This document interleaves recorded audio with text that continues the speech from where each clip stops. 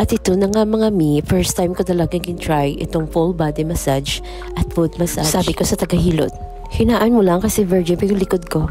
At shout out sa aking massager from Vietnam. Ang galing niya, sobra. At nakakaloka, kailangan ko talaga na translator para magkaintindihan kaming dalawa. Saan ka pa?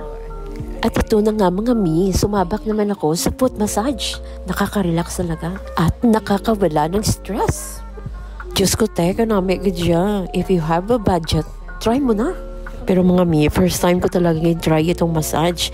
Kaya parang feeling ko, baldado ang buong katawan ko after the massage. Pero nung una, medyo parang hesitant pa akong pumasok dyan sa may massage clinic na yan. Kasi baka mamaya hindi na ako makalakad, hindi na ako makauwi. At saka yung punta ko lang dyan is bumili ng bike ng mga anak ko. Tapos napunta ako dyan.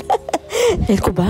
Parang may humila sa isip ko na parang, ay Richelle, pumasok ka dyan kasi kailangan mo yan. Pasok na. Parang ganon. Anyway, ang massage center na to is nasa Tamanjurong.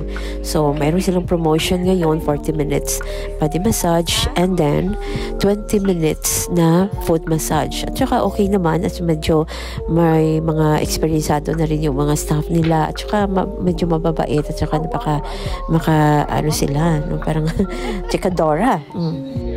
Hero and warrior. Yeah. Diyos ko, ang sakit-sakit na. Diyos ko, inumpagan ba naman yung paa ko? Diyos ko, tabang to, hindi naman ang massage mo, te.